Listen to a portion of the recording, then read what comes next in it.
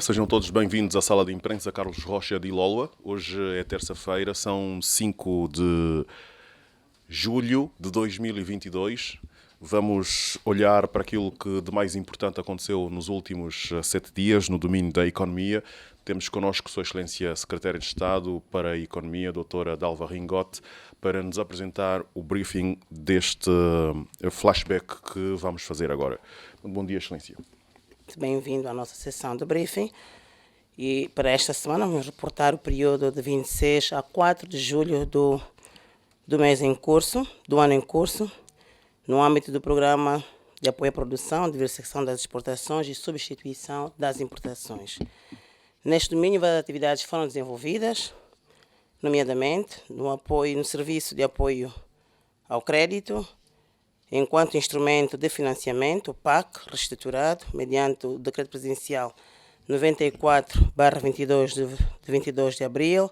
Até a data, temos 553 projetos aprovados, 107 mais do que o reportado na semana anterior. Os projetos aprovados obedecem à seguinte distribuição geográfica: Luanda, com 161 projetos aprovados; a província de Benguela, com 48 projetos aprovados; a província do Ije, com 46 projetos aprovados; a província do Bié, com 37 projetos aprovados; a Huila, com 37 projetos aprovados; a província do Cunene, com 29 projetos aprovados; a província do Bengo, com 28 projetos aprovados; a província do Ambo, com 26 projetos aprovados; a província do Kwanza Norte, com 21 projetos aprovados; a província do Kwanza Sul, com 18 projetos aprovados; a província da Lunda Norte, com 17 projetos aprovados; a província do Zaire, com 17 projetos aprovados; a província do Namibe, com 16 projetos aprovados; a província de Malange, com 15 projetos aprovados; a província do Cuando Cubango,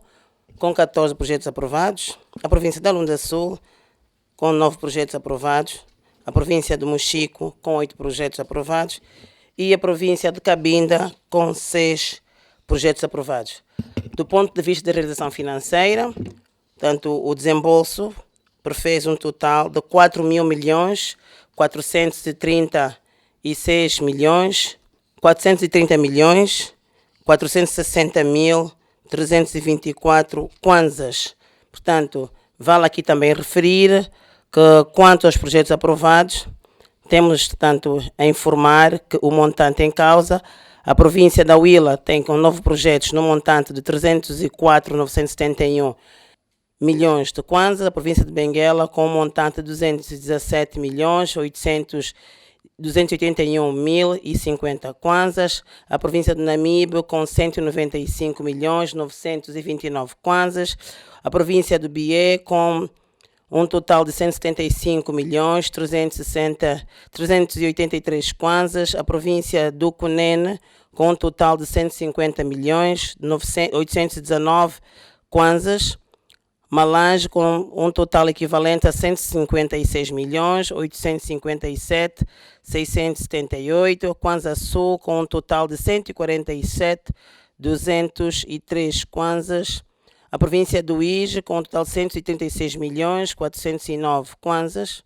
409.000 kwanzas; a província do Ambo com um total de 113.024.600 kwanzas; a província de Cabinda com 97.435.000 kwanzas; a província do Mochico com 77.948 kwanzas; a província do Kwanza Norte com um projeto no valor de 39.948.350 kwanzas; o Cuando Cubango também com um projeto com um montante de 39.948.350 kwanzas; a Lunda Sul com um total de 36.413.141 kwanzas. Os setores referentes ao desembolso são a agricultura, com 34 projetos, com um montante equivalente a 1.193.563, os OCDs com 30 projetos num montante equivalente a 1.285.850 kwanzas. Vale também referir aqui que as pescas com 12 projetos num montante equivalente a 663 milhões 870.936 kwanzas. Portanto, no domínio da capacitação, já mudando de mais umas ações que vão sendo realizadas no âmbito do Prodese, vale aqui referir que as ações de formação e capacitação continuam levadas a cabo pelo Instituto Nacional de Apoio às Micro, Pequenas e Médias Empresas, nomeadamente o projeto Envolver, que visa o reforço das competências ou capacidades dos diferentes atores que intervêm no processo de financiamento e que conta, tanto com um total de 250 formados provenientes e inscritos pelos 11 bancos comerciais existentes na nossa praça, entre públicos e privados. De igual modo, no âmbito do AgroProdese estão também em curso as ações de capacitação, inseridas em várias áreas. A iniciativa Uniagro, que é desenvolvida em colaboração com as universidades, nomeadamente a 11 de novembro em Cabinda, desenvolveu ações de capacitação para cooperativas, formando gestores com o tema Gestão de Agrocooperativismo, portanto, o MyCoop. Enquanto a Universidade Mandemo Faio, da província da Huila, e a Universidade José Eduardo dos Santos ministram temas de boas práticas agrícolas. Referimos também que no âmbito do protocolo celebrado entre o INAPEM e o PNUD, onde prevê, portanto, a iniciativa Crescer Digital, foram desenvolvidas ações de literacia digital, negócios digitais, ministrados pelo PNUD, tendo capacitado 17 formadores para o reforço das competências da Bolsa de Formadores do INAPEM. Uma vez que absorvidos estes conhecimentos, pensamos que esses formadores poderão então auxiliar na capacitação, na passagem do conhecimento para os intervenientes, tanto no processo de financiamento, bem como as micro, pequenas e médias empresas. A iniciativa de Mais Cidadania, desenvolvida com o Instituto Angolano de Juventude, o IAJ, busca o fortalecimento das capacidades dos jovens empreendedores de todo o país. Nesta senda foram capacitados 104 microempreendedores na província do Ige, que deu início a esta semana, que compreendeu a formação de mais de 200 microempreendedores na província da Huila. Neste domínio, a iniciativa também prevê a capacitação de 2.300 jovens empreendedores nas 12 províncias. É tudo quanto temos a informar e muito obrigado. Vamos então avançar para perguntas e respostas, se as houver. Hermenegildo Manuel, Angop. Muito bom dia. A primeira questão que gostaria de colocar à Secretária de Estado está relacionada com qual a perspectiva de empregos a serem criados tendo em conta o valor desembolsado e o número de projetos aprovados no âmbito do PAC. E depois eu gostaria de saber se o Prodese ficou centrado na perspectiva do PAC, qual é a perspectiva de empregos a serem criados no âmbito do PAC, tendo em conta os dados que acabou reportando, né? Número de projetos aprovados, valor desembolsado. A segunda, gostaria de saber se... Está, obrigado. Obrigado. Podemos ir à terceira, se calhar, em relação ao PREI, não é? Mas nós não falamos do PREI aqui hoje. Sei que não se tocou no assunto, mas eu gostei. É uma questão que, na verdade, eu trago já há coisa de 2 semanas. Gostaria de ter abordado com o coordenador. Está relacionada a se já é possível medir o impacto do PREI na economia, tendo em conta o facto de que há uma série de elementos que são inseridos no PREI. Se já é possível medir como é que ele está em termos de retorno, contribuição do ponto de vista das pessoas que são inscritas no âmbito do PREI. É mais ou menos essa. Obrigado. O objetivo fundamental que o Executivo tem ao criar esses instrumentos de fomento visam fundamentalmente apoiar as nossas empresas, as nossas famílias, as microempresas, quando falamos tanto dos instrumentos de apoio, porque os montantes ali estabelecidos estão muito mais voltados para as micro, pequenas e médias empresas, e naturalmente que ao longo daquilo que eu desembolso, porque ainda estamos num número distante do valor previamente estabelecido, é feito no final um balanço de desempenho. Portanto, o impacto que se tem, não se pode mensurar os impactos do financiamento logo a montante. É preciso que tenhamos, nesta perspectiva, inicialmente, o desenrolar do financiamento e em função da utilização dos recursos que as nossas empresas, que as cooperativas e as famílias têm, então vai fazer o segundo passo, é a monitorização, e o terceiro é o acompanhamento, porque nós estamos na fase de desembolso, o PAC, tanto foi aprovado, reestruturado agora no mês de abril, estamos a acompanhar e nós pensamos que oportunamente estaremos em condições de dar uma resposta, não é? Mais robusta, que é para podermos reparar não só do ponto de vista de impacto, também da melhoria de vida nas comunidades, que é muito importante para o nosso país.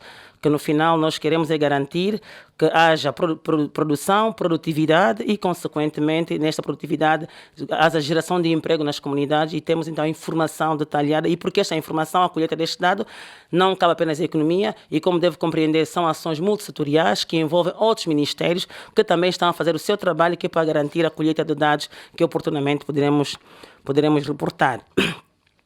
Quanto aos outros instrumentos, o Prodese, enquanto programa, ele tem vários instrumentos de apoio do ponto de vista financeiro para o aporte à classe empresarial privada.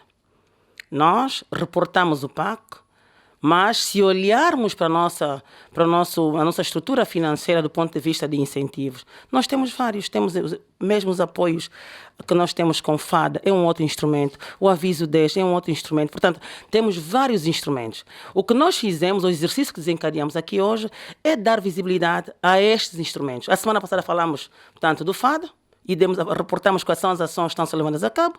Hoje estamos a falar do PAC porque é importante dar nota dos desembolsos ou da realização financeira que decorre em sede deste instrumento de apoio Prodese. Nós também falamos do Aviso 10, que pensamos que é muito importante e as grandes empresas têm feito um bom aproveitamento deste importante instrumento e que, portanto, o nosso reporte é feito de forma separada. Se tem acompanhado a trajetória da informação, nós podemos mostrar tanto o desempenho dos instrumentos de forma separada, que dá a melhor compreensão e uma melhor visibilidade efetiva daquilo que são as ações ou como a classe empresarial tem tirado proveito desses instrumentos de apoio à produção da nossa economia. E, portanto, de dizer que o Prodese não está só linkado a este instrumento do PAC. Todos estão em uso, alguns sob tutela de outras instituições ou múltiplas instituições, como o FADA mencionamos em instante, está sob responsabilidade do Ministério das Finanças e do Ministério da Agricultura. Nós temos também um instrumento de apoio ao fomento.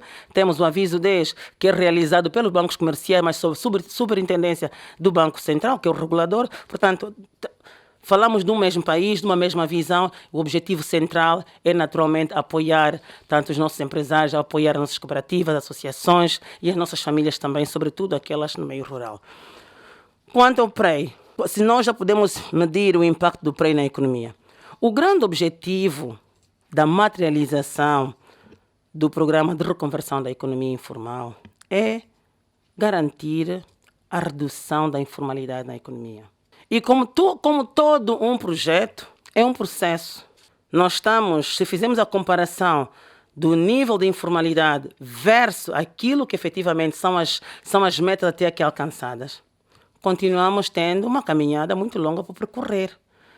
O trabalho, nós encerramos agora o PREI de forma preliminar na província de Cabinda, pese embora existam ações consequentes que vamos olhando em função tanto da aglomeração elevada em alguns centros comerciais, vamos realizando, olhando para a pertinência e a necessidade de assim buscar, mas continuamos a trabalhar. O PREI, à semelhança do Prodese, é um programa cuja materialização não depende só do coordenador, que é o Ministério da Economia e Planeamento, depende também dos órgãos que concorrem para a sua concretização. Estamos a falar do Ministério do Trabalho, o MATPES, o Ministério das Finanças, o Ministério da Justiça, não é? Estamos a falar de um conjunto, o Ministério da Educação, o Ministério da Juventude e do Desporto, o Ministério dos Transportes. Portanto, os governos locais e os governos de administrações municipais fazem todas essas instituições, esses entes, parte da materialização do PREI.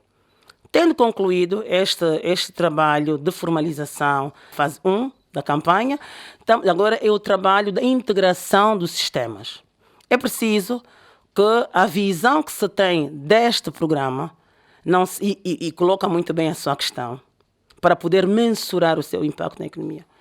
Nós temos uma forma integrada de abordagem que permita que qualquer um de nós tenha a compreensão, tenha a visão, tenha o dado necessário para podermos, portanto, provocar aqui o brainstorming, temos uma conversa sobre a questão da informalidade. Consegue-se mensurar? Estamos na fase preliminar. O que nós conseguimos ter, sim, é que estas mamás, estes jovens que atuam nos grandes mercados, nas comunidades, quando falamos dos municípios ou ainda de outras comunidades, estão formalizados. Isto é importante. Agora, há um outro passo, há outros passos a serem dados nesse domínio, que nós precisamos de garantir um acompanhamento tanto a sua sustentabilidade na formalidade, na economia formal. E este é um trabalho que também requer o esforço não só tanto do executivo, mas também dos senhores jornalistas. Têm que reportar, têm que auxiliar, porque isto é o bem para todos nós. Precisamos de efetivamente garantir que os níveis de informalidade na nossa economia atinjam patamares mínimos. É o fundamental. Então, como nós vamos acompanhar, como nós vamos garantir, são políticas que o Executivo adota, que é para o acompanhamento sucessivo concomitante dos agentes que transitaram da informalidade para a formalidade. No essencial, estamos a acompanhar, temos mais de 200 mil agentes formalizados e que precisamos naturalmente de contar com o esforço de todos os entes, todos os atores no processo de formalização, como também das associações cooperativa, ou melhor, das instituições que concorrem para o terceiro setor, as ONGs, as cooperativas e tantos outros, para garantir que estejamos todos no mesmo diapasão. Precisamos de falar com os sobras, precisamos de falar com as igrejas, que é para garantir que todos que transitaram da informalidade para a formalidade caminhem e tenham consistência, tenham condições suficientes para se manter na formalidade. E, naturalmente, os jornalistas não ficariam de fora neste processo. Eu fiquei na dúvida com relação ao número de projetos aprovados, se é 553 ou 53. Gostaria também que a Secretaria de Estado divulgasse o total global, desde a operacionalização do PRODESE até a presente data, e o seu volume, incluindo já os projetos aprovados esta semana. Foram aprovados um total de 553 projetos, o que representa 107 projetos a mais do que o reporte anterior. Portanto, destes projetos implica dizer que o total do desembolso que incidiram sobre esses projetos, porque uma questão é a aprovação de projetos e outra é o desembolso ou o pagamento que é feito sobre esses projetos. Então, reportaram 4 mil milhões 430 milhões 640 mil 324, perdão, 4 mil milhões 430 milhões 640 mil 324 kwanzas e 62 cêntimos. Este é o total de desembolso ao abrigo do FADA que incidiram sobre os 553 projetos até a data. Este reporta do período anterior, desde o período anterior até a data. É uma semana, nossos briefs são apresentados semanalmente, então o reporte é semanal. Mas quando quiserem que fizemos o acumulado global desde abril até também podemos fazer. Nós estamos a contar semanalmente, porque o brief é feito semanal, para que os jornalistas tenham acompanhamento daquilo que são os projetos aprovados portanto, ao longo da semana. Este é só da semana, o reporte da semana passada. Adriano Belmiro, Rádio Nacional. Falou do desembolso e também das províncias que terão beneficiado. E não conseguimos ouvir Luanda, as províncias de Luanda, Bengo, Namibe e Lunda Sul. É possível concluir-se de que estas províncias não beneficiaram de algum montante, de algum desembolso referente aos 107. projetos nos últimos 7 dias. A segunda questão se prende com o selo feito em Angola. Há alguma participação do Ministério da Economia e Planeamento neste quesito? Ok, muito bem.